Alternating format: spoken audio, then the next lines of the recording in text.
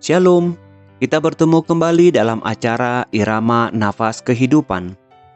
Pada kesempatan ini kita akan berbicara mengenai sermon bahan khotbah minggu pada tanggal 15 Agustus 2021, yaitu minggu ke-11 setelah Trinitatis, di bawah terang topik Allah yang memerdekakan.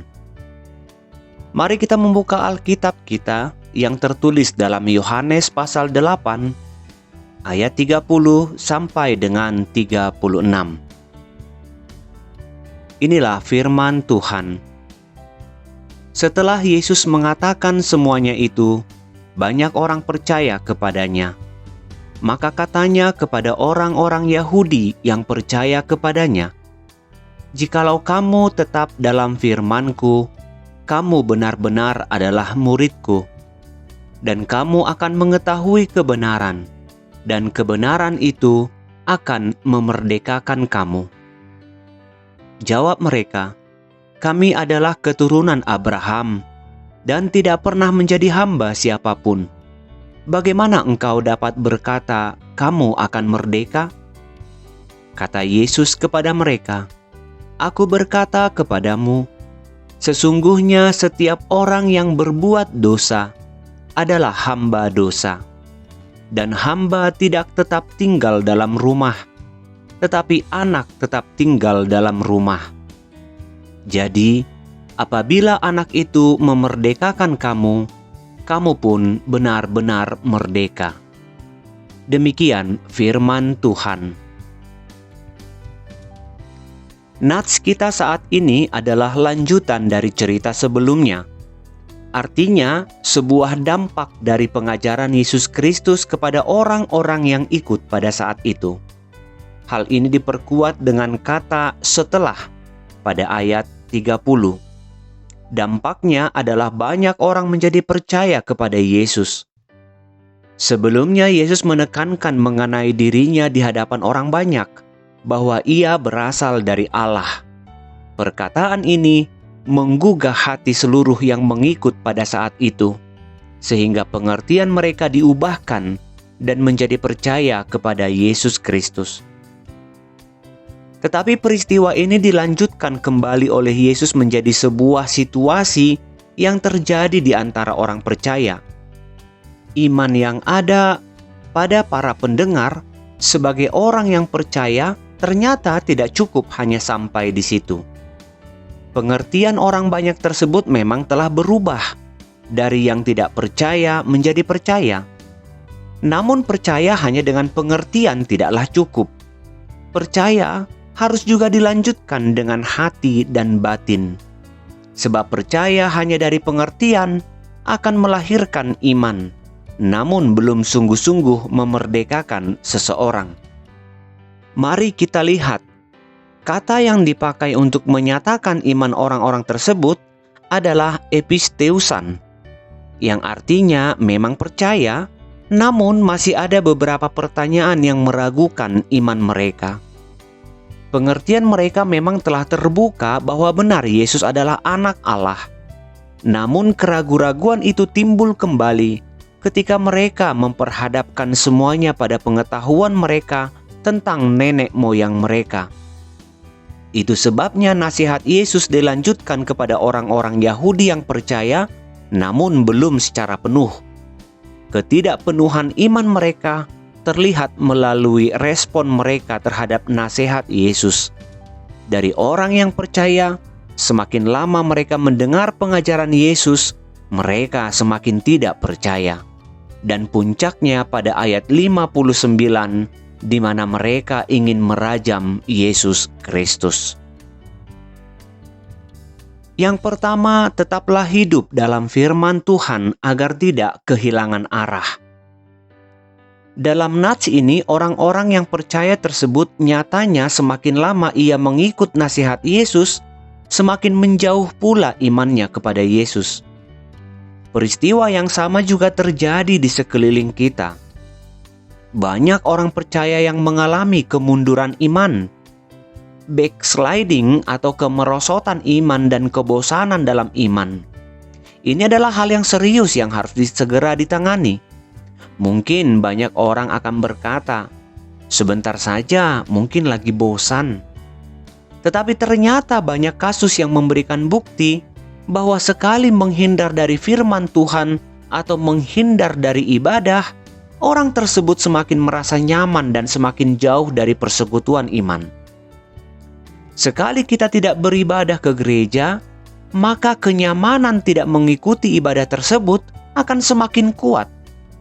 Sehingga alasan yang kita buat akan melahirkan alasan-alasan lainnya. Mengapa seseorang merasa tidak nyaman dalam mendengarkan firman Tuhan? Bisa saja karena tidak terbiasa untuk dikritik. Sebab dalam mendengar firman Tuhan, pengajaran, teguran, dan pandangan pasti akan disampaikan. Bagi orang yang tidak terbiasa apalagi tidak bisa dikritik atau ditegur, hal ini menjadi sebuah beban yang begitu berat. Bagi beberapa orang memang mudah mengantisipasi hal ini. Mereka mengatakan, dengar saja khotbahnya, kalau tidak suka ya pura-pura tidak dengar. Mengatasi hati yang kesal memang cara ini sangat ampuh. Namun berhati-hatilah sebab firman Tuhan tidak bisa diterima hanya setengah-setengah. Firman yang satu kita terima, sedangkan firman Tuhan lainnya kita tolak. Sebab tidak sesuai dengan prinsip kita. Firman Tuhan adalah satu kesatuan yang utuh, yang tidak dapat dipisahkan. Itu sebabnya kita harus menerima secara total. Kita tidak dapat hanya menerima firman Tuhan yang sesuai dengan analisa pikiran. Sebab pikiran kita bukan untuk saringan akan firman Tuhan, tetapi untuk saringan antara kebaikan dan kejahatan. Yesus berkata, "Jika kamu tetap dalam firman-Ku, kamu benar-benar adalah murid-Ku." Ayat 31. Artinya terus-menerus hidup di dalamnya, tanpa sedikit pun keluar dari firman tersebut. Sebagaimana tugas seorang murid terus untuk belajar, demikian juga kita di dalam mendengarkan firman-Nya. Firman itu adalah makanan rohani kita. Sebagaimana kita hidup membutuhkan makanan dan tidak akan pernah lepas dari makanan, demikianlah rohani kita tidak akan pernah lepas dari firman Tuhan. Amsal banyak menekankan bahwa jika seseorang jauh dari perkataan Tuhan, maka hidupnya akan tersesat. Amsal 19 ayat 27 misalnya, "Hai anakku, jangan lagi mendengarkan didikan kalau engkau menyimpang juga dari perkataan-perkataan yang memberi pengetahuan." Mendengar yang dimaksud bukan hanya mendengar melalui telinga, tetapi juga mencamkan serta menerimanya. Sebab jika hanya mendengar tanpa memahami dan menerima, kita sama saja seperti orang bebal yang tidak mau mendengar firman. Maka tidaklah heran jika pada zaman saat ini banyak orang yang menjalankan kehidupannya sedemikian rupa tanpa ada tujuan, tanpa ada arah yang hendak dicapai. Anak-anak bersekolah tanpa cita-cita. Ada orang yang tidak mau berhenti dari masa mudanya sebab ia tidak sanggup untuk berkomitmen. Bahkan sampai masa tua pun ia masih merasa muda dengan tidak berkeluarga, sebab hidupnya takut dalam menjalankan komitmen. Atau orang yang berkeluarga namun tidak berusaha untuk mempertahankannya. Dengan mudahnya mereka bercerai, seolah-olah pernikahan adalah coba-coba, dan masih banyak lagi. Yang kedua, jangan pernah hidup dalam kepalsuan iman. Kita masih ingat akan perumpamaan Yesus Kristus tentang seorang penabur. Matius 13 ayat 3 sampai dengan 23, Markus 4 ayat 1 sampai dengan 20, dan Lukas 8 ayat 4 sampai dengan 15. Dari 4 golongan yang dikatakan dalam perumpamaan tersebut, ada 3 yang dikatakan golongan orang yang percaya. 2 dari 3 tersebut adalah golongan orang yang tidak kuat, pada akhirnya akan mati.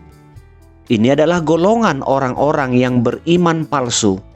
Orang yang demikian adalah orang yang tidak dapat meninggalkan keinginan dan hasrat duniawinya, bahkan lebih mementingkan hal tersebut dibandingkan iman mereka. Kita bukan berbicara tentang orang Kristen dan perbandingannya dengan non-Kristen, tetapi kita berbicara tentang kehidupan umat Kristen itu sendiri. Mari kita ingat juga perumpamaan Yesus tentang ilalang di antara gandum. Matius 13 ayat 24 sampai dengan 30. Di mana lalang dan gandum ditanam di ladang yang sama. Artinya ilalang tersebut juga berada di dalam gereja, umat yang sama. Banyak alasan yang diberikan seseorang yang beriman palsu mengenai kegoyahan imannya. Mereka berkata, lebih baik kayak aku dibandingkan kalian yang munafik. Pertanyaannya, apakah ada yang lebih baik dari situ? Tidak ada yang lebih baik dari keduanya. Ketika dia melihat orang munafik, apakah lebih baik memilih untuk meninggalkan imannya? Mengapa ia tidak memilih untuk menjadi Kristen sejati? Ada juga yang kecewa terhadap pelayan, sehingga meninggalkan persekutuan. Ada yang meninggalkan iman karena tuntutan hidup. Ada yang meninggalkan imannya karena iri terhadap kekayaan orang lain. Bahkan ada orang yang meninggalkan imannya demi cintanya kepada pasangan. Apapun alasannya, orang yang beriman palsu tidak dapat disebut sebagai murid. Mari kita bandingkan dengan 1 Yohanes pasal 2 ayat 18 sampai 19 dan 2 Yohanes pasal 1 ayat 9. Calvin berkata, tidak cukup orang memulai dengan baik, memulai dengan ketertarikan dan menyukai pada firman, kalau kemajuan mereka sampai akhirnya tidak sesuai dengan itu. Memang banyak dari kita yang seolah-olah dengan berbuat sesuatu yang lahiriah telah memenuhi hidup di dalam iman. Rajin ke gereja, dibaptis, angkat sidi, menerima perjamuan kudus, ikut dalam pelayanan, atau memiliki jabatan dalam gereja. Hal ini seolah-olah menjadi penentu bahwa orang tersebut memiliki iman yang teguh.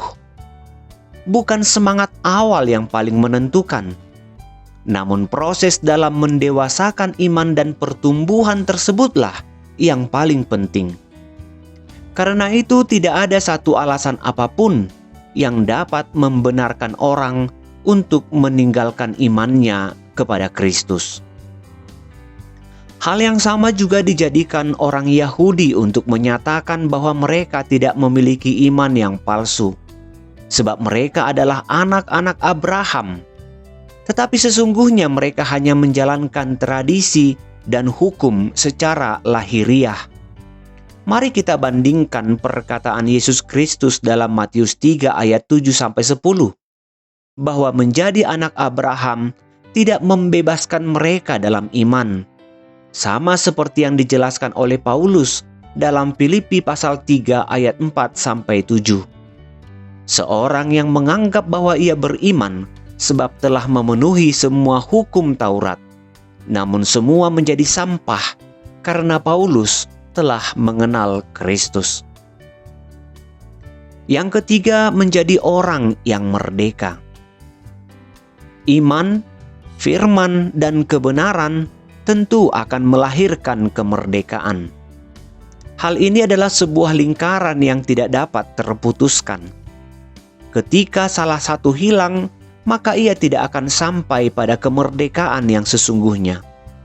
Orang yang belajar tentang firman Tuhan, namun ia tidak memiliki iman, ia tidak juga akan sampai pada kebenaran. Orang beriman namun tidak belajar tentang firman Tuhan, juga tidak sampai pada kebenaran. Tetapi orang yang telah sampai pada kebenaran akan mengetahui kemerdekaan yang sesungguhnya. Itu sebabnya masih banyak umat yang beriman namun tidak sampai pada kemerdekaan, sebab masih memiliki iman yang palsu. artinya hidupnya masih banyak pertimbangan. Tetapi anehnya, firman Tuhan dan iman pun masuk dalam pertimbangan tersebut. Seharusnya iman adalah tujuan, bukan suatu hal yang harus dipertimbangkan. Orang-orang Yahudi mengatakan bahwa mereka tidak menjadi hamba siapapun. Ini benar secara lahiriah, sebab mereka telah dimerdekakan dari tanah perbudakan.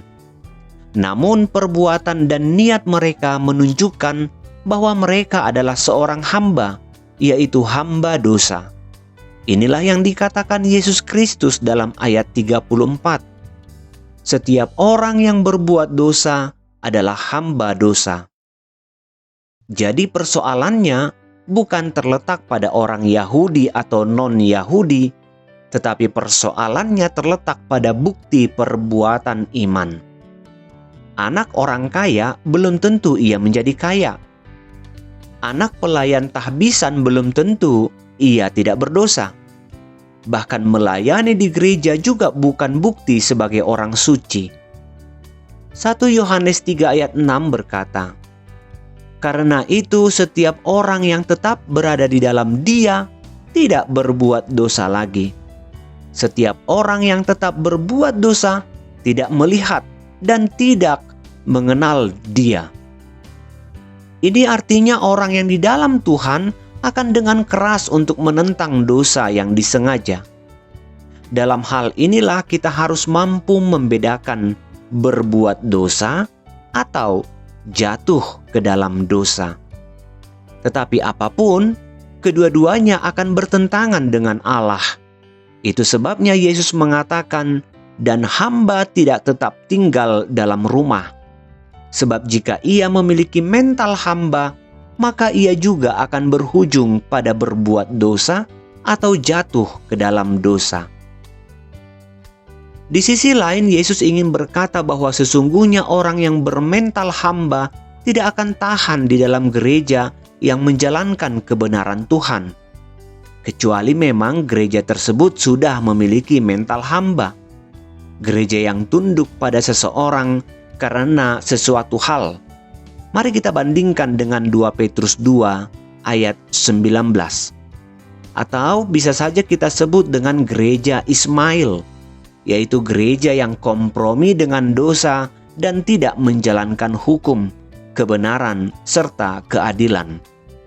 Ismail adalah anak Abraham, namun ia diusir dari keluarga sebab ia tidak menjadi anak perjanjian.